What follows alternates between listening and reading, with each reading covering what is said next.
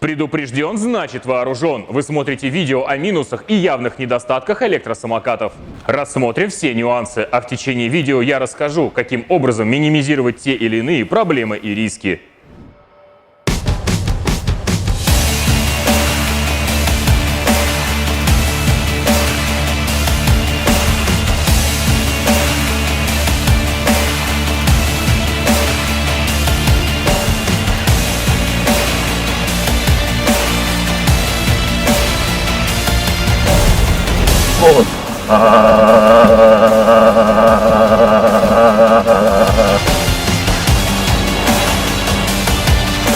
Поставьте. Поставьте крылья нормальные, наконец, стоп. Ну неужели так сложно? Перелом носа, сотрясение мозга и выбитые зубы.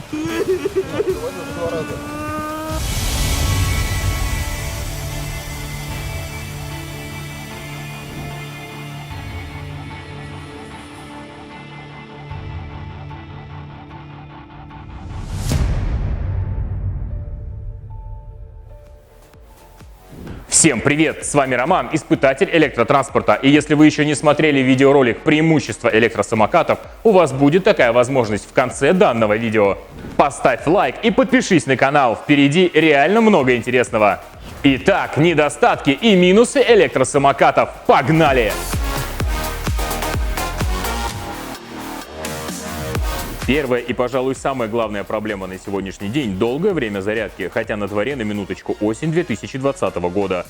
Лучшие умы нашей планеты до сих пор бьются над созданием и совершенствованием элементов питания, пытаясь сделать производство дешевле, скорость зарядки быстрее, а емкость, соответственно, больше.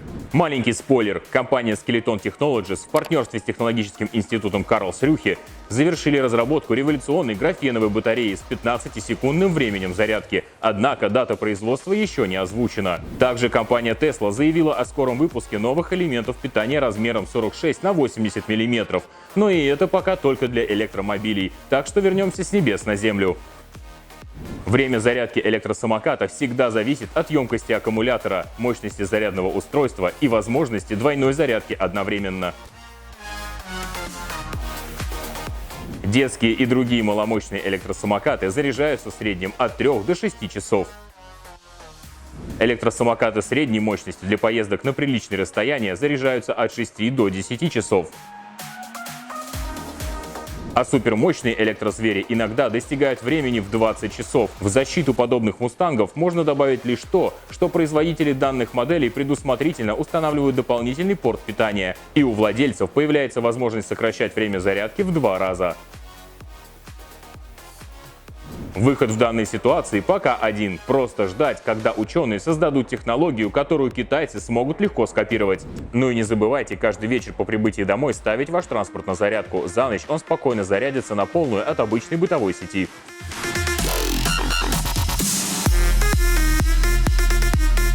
Вторым основным недостатком электросамокатов считается собственный вес. В принципе, вес каждой модели напрямую будет зависеть от скорости и дальности поездки. Маломощные модели со скоростью до 30 км в час и запасом хода до 30 км имеют средний вес от 9 до 20 кг.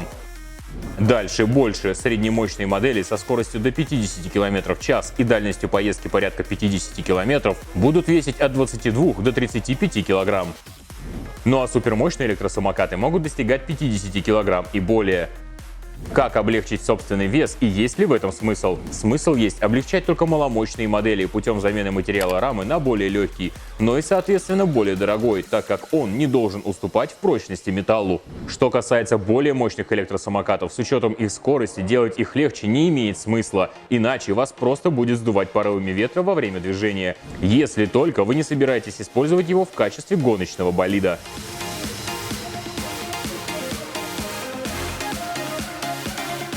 Как говорится, любишь кататься, люби и саночки возить.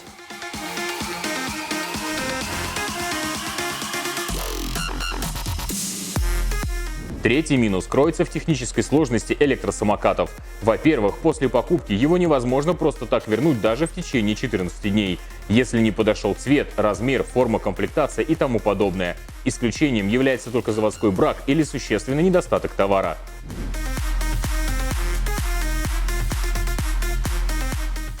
Также в случае срыва заводских пломб и попытки модернизировать электросамокат самостоятельно, вы автоматически лишаетесь гарантии. Сюда же стоит отнести и неправильную эксплуатацию или хранение электросамоката, попадание внутрь воды или скопление конденсата. Выход из ситуации есть. Тщательным образом подходите не только к выбору самого электросамоката, но и к выбору продавца транспортных средств. Какие гарантии вам дают и при каких условиях? На уровне предпродажной подготовки закажите дополнительную гидроизоляцию, чтобы первый же дождь или лужа не вывели электросамокат из строя. По факту совет такой: работайте только с профессионалами в данной области.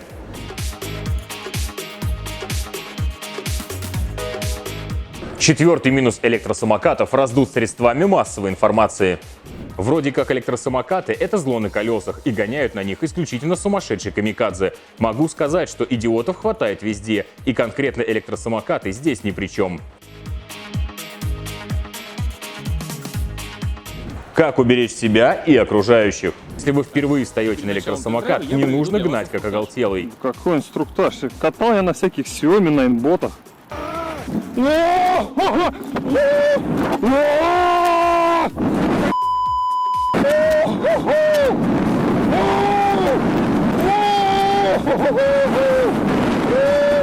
Научиться ездить легко. Даже те, кто ни разу не катался на обычном самокате или велосипеде, справляются с этой задачей за 2 секунды.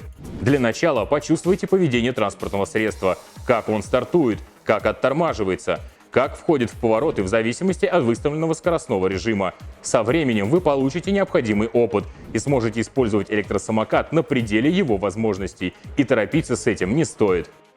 Но самое главное, никогда не доверяйте управлению транспортным средством дуракам и людям в состоянии опьянения. Прям вот на корню душите подобные мысли. Отдаю себе отчет, то, что я на самокате, то, что я не... Я вольно ехал вот там, на нем. Машина ехала, я начал тормозить, тормаживаться по полной. Перелом носа, сотрясение мозга и выбитые зубы.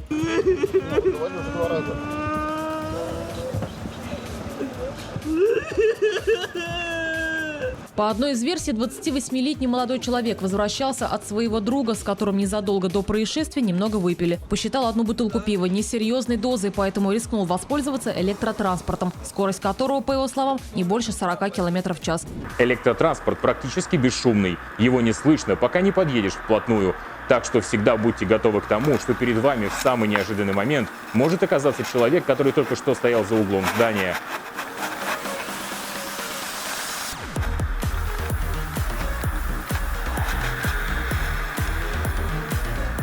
А из-за куста может выскочить маленький ребенок. Когда вы покупаете электросамокат, вы берете на себя ответственность. И катаясь в пешеходных зонах, знайте, что у людей нет глаз на затылке. Они вас не слышат и не ожидают вашего появления. Если вы летите на высокой скорости, любой шаг пешехода в сторону может привести к столкновению. В каком бы потоке вы ни находились, в пешеходном или автомобильном, превышение скорости относительно потока – это самая главная и страшная ошибка.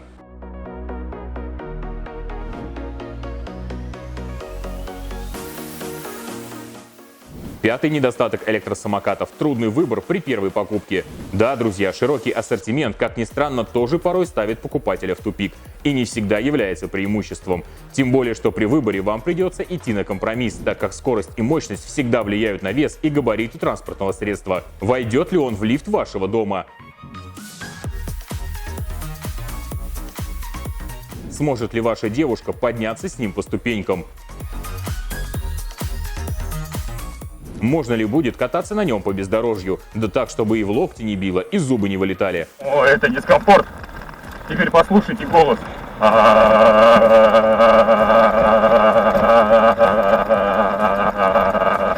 Изучите модельный ряд заранее и выбирайте под свои потребности. Ведь на сегодняшний день существуют электросамокаты, способные ездить даже в зимнее время года. Кстати, если вы не можете определиться с выбором электросамоката или вам просто нужна консультация, то вот эти ребята с радостью вам помогут. Я их знаю уже более 2 лет. Реальные красавцы.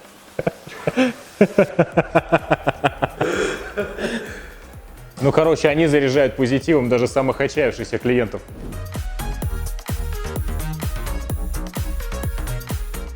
На сегодняшний день остается и проблема со стороны буквы закона. Электросамокат не имеет четкого регламента по месту своего применения. С одной стороны, вы пешеход, с другой стороны, вы слишком быстрый пешеход. И здесь, пожалуй, можно руководствоваться лишь одним принципом – уважения к окружающим.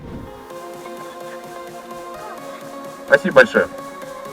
Если вы счастливый обладатель электросамоката, а мощность не позволяет гонять по дорогам общего пользования, или таковая просто является для вас избыточной, то будьте любезны уступать дорогу пешеходам. Вы все равно быстрее и всегда сможете наверстать упущенное, когда тротуар будет свободным. Если же вы приобретаете мощного электрозверя, который со старта на светофоре способен уделать любой отечественный тазик, то, во-первых, обязательно позаботьтесь о своей видимости на дороге и заранее удостоверьтесь, что все световые сигналы отчетливо видны и понятны для окружающих. Ваше внезапное появление или резкий маневр для многих автомобилистов может оказаться очень неприятным сюрпризом. Во-вторых, уважайте других участников движения. Не нужно строить из себя камикадзе и играть в шашки, так как легко можете оказаться в слепой зоне даже у малолитражки типа АК. И я уже не говорю о грузовиках, для которых вы не крупнее блохи. Да что уж там, двухколесных транспортных средств становится все больше, и они порой встречаются даже друг с другом на ровном месте ввиду обычной невнимательности или превышения скорости относительно общего потока. Вежливость и повышенное внимание за рулем – это лучшее средство сохранить свое здоровье и здоровье окружающих.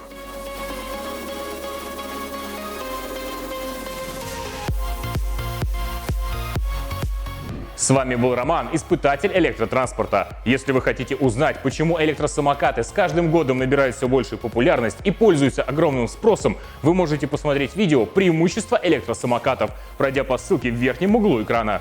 Ты все поймешь, ты все увидишь там, ты все поймешь и все увидишь сам. Либо дождитесь конца видеоролика и нажмите вот на эту иконку. Обязательно подпишитесь на канал, чтобы не пропускать розыгрыши электросамокатов и первыми узнавать новости из мира электротранспорта. До новых встреч на просторах Ютуба. И если я забыл о каком-то минусе, напишите об этом в комментариях. Я думаю, это будет полезно для большинства зрителей.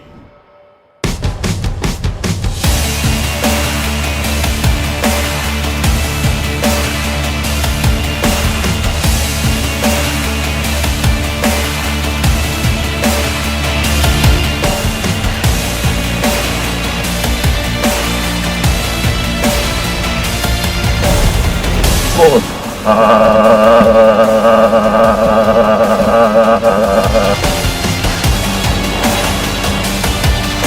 Поставьте. Поставьте крылья нормальные, наконец, стоп. Ну неужели так сложно? Перелом носа, сотрясение мозга и выбитые зубы. Два раза.